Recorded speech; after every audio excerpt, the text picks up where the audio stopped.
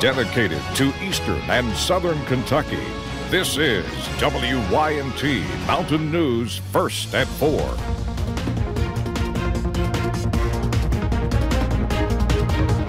Good afternoon, I'm Will Puckett. First at 4, we have declared a severe weather alert day as heavy rain and soggy conditions will occur most of the day tomorrow. Our chief meteorologist Andrew Dockery joins us from WYMT's Fishing Expo in Corbin on how this system will affect our region. Andrew?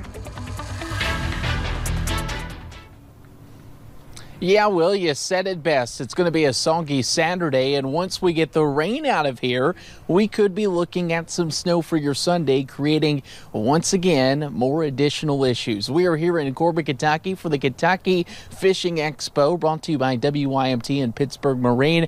Let's get to the forecast, though, because we have a lot to talk about. We'll take a look first at our cameras. University of Virginia shows that thick cloud cover across the area, not only in Virginia, but across Kentucky as well, with satellite and radar. Really thick cloud cover at this time. Most locations staying dry. Pinpoint Doppler shows for us we're dry. A few showers off to the northeast, but for your Friday, for once, a brief break. Temperatures, they're cool, anywhere from the upper 30s to lower 40s. Some locations a little bit warmer, with those upper 40s down in southern and southeastern Kentucky at this time. For tonight, we'll drop to 38 degrees with a 20% chance of rain. I think most of that is very isolated and a slight chance at best. Of course, the next 3 days very active, and that's why we've declared a severe weather alert day. Your Saturday, heavy rain, soggy conditions, and flooding problems likely with 1 to 2 inches. For Sunday, light snow leading to light accumulations, and Sunday night into Monday, we go into the single digits with some frigid temperatures. Of course, we'll continue to track that forecast and have the latest details. A lot of people, though, thinking about spring and summer here at the WYMT Kentucky Fishing Expo. We will have your full forecast from here coming up in a few short minutes. All righty, Andrew, more rain, just what we need. We appreciate it. Now, we are still 2 months away from spring, and some of you may be in denial about it. WYMT's Taylor Upchurch talked with the Whitesburg Police Department about offering their services to the elderly who may need their help during the winter months when the temperatures drop. She's live in our newsroom with more. Taylor, happy Friday. Well, like the weather department has predicted, rain and snow is in the near future for us this weekend. But for the older folks who are concerned for their safety, police want them to know if you need something, be sure to call. For years, those living in the city limits have been taking advantage of their services, even if they seem minor. Someone is always on call and ready to answer the phone at City Hall when they need a helping hand. Officers say they try to accommodate the best they can, and this includes making deliveries to their front door. You know, they may need just a loaf of bread or a gallon of milk or just something minor that we'll run out to the store and grab. A lot of times, on several occasions, we've picked up medicine for them because, you know, it's just very difficult on them to get out this time of the year whenever the temperatures are so frigid. Police say if you desperately need their services, never hesitate to call. You can reach their department at 606-633-3714. Will? All righty, Taylor, thank you. Well, the Trump administration is clamping down on all congressional travel until the government is reopened. CBS's Nicole Killian has the latest from Capitol Hill. House Speaker Nancy Pelosi accused President Trump of irresponsible behavior when he publicly announced in a letter that her trip to visit U.S. troops in Afghanistan was postponed. You never give advance notice of going into a battle area. You just never do. The president's letter went on to say, if you would like to make your journey by flying commercial, that would certainly be your prerogative. The Office of Management and Budget released a memo saying in light of the shutdown, no government aircraft can be used for congressional delegations without written permission from the White House Chief of Staff. The president and Pelosi are at odds over billions of dollars in funding to build a wall on the southern border. We've had a number of discussions discussing what we're looking for. We haven't backed down from that. We haven't changed our position on it. Senate Democrats say they want to negotiate when the president reopens the government. Open the government. We will figure out a way to get more border security. Do not hold this community and our country hostage. President Trump tweeted this morning, why would Nancy Pelosi leave the country with other Democrats on a 7-day excursion when 800,000 great people are not getting paid? Thousands of furloughed federal workers are caught in the middle of this political firestorm. This is not what I bargained for when I got into government service. John, a government contractor, says he was already living paycheck to paycheck, and he's thankful for the lifeline that a food bank is giving him and so many others in Virginia. Nicole Killian, CBS News, Capitol Hill. Now, workers at the State Department have been told to come back to work after the agency said it found funds to pay them.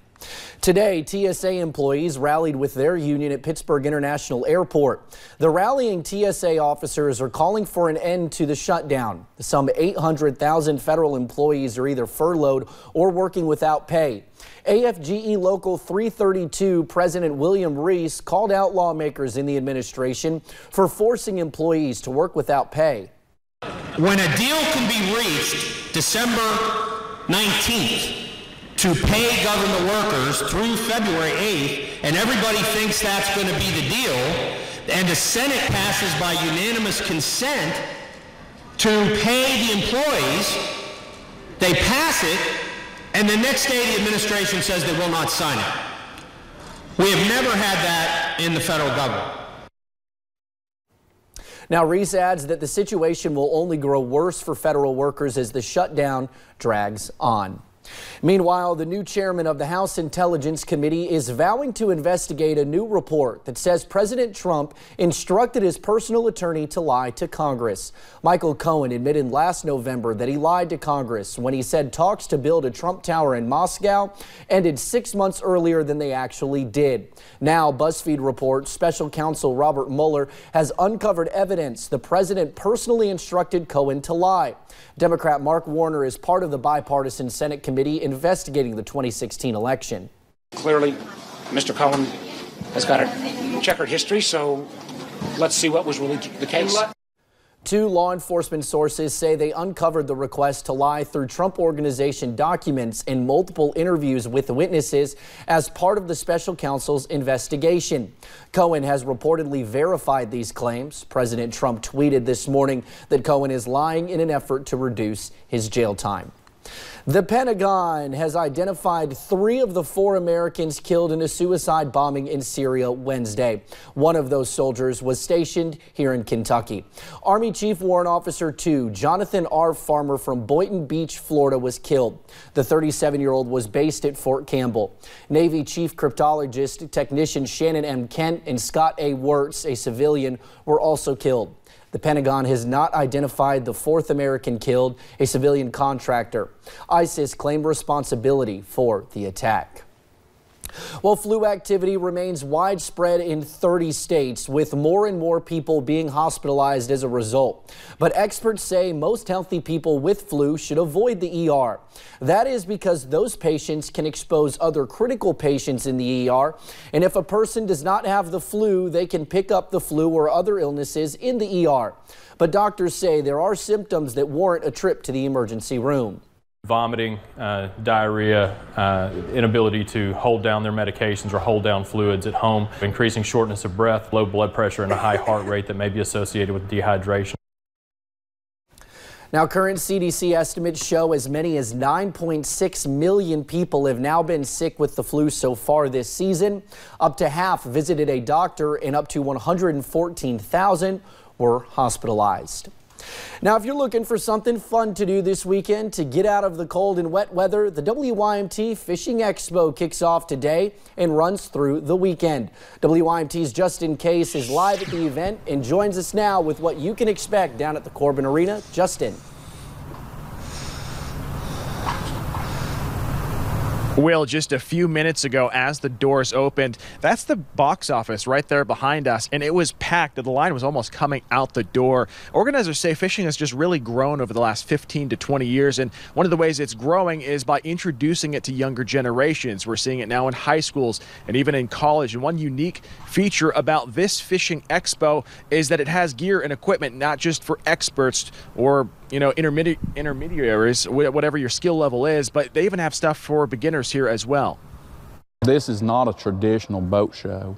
This is a fishing expo. Although we've got a lot of boats here, this is geared up for the fishermen. This is geared up for the enthusiast who wants to get out and buy rods and reels and tackle, and there's kayaks here. I mean, there's every aspect of the sport that you could possibly want represented at this event. So, Will, another question that I had for organizers here is, it's cold outside, it's pretty freezing. Why would you want to come out to a fishing expo now? He said that actually some of the best deals you can find all year long happen right now with gear, equipment, tackle, and even boats. I'm going to have much more on the fishing expo coming up at 5:30. All righty, Justin, thank you. It seems like a perfect time, actually, to get indoors with the rain and the cold weather that we're to see this weekend. Well, meanwhile, educators at several schools in Oakland, California went on a one-day strike today, calling it a sick out. They are fighting for better pay. They were joined by some staff members. The teachers union has been in contract talks with the school district for a year and a half. Teachers say the dispute is over low pay and underfunded classrooms. The district says educators who participate in today's sick out will not get paid for the day, and the day will not be counted as a sick day. Heading over to Wall Street on this Friday afternoon, the Dow closes up more than 499 points. The straight ahead on First at 4, it's Friday, and you know what that means. High school basketball. We will preview the inaugural Kentucky 2A Classic just ahead. And the forecast might be cold, but inside the Corbin Arena, it's warm and many people thinking of spring and summer. Your full forecast is coming up.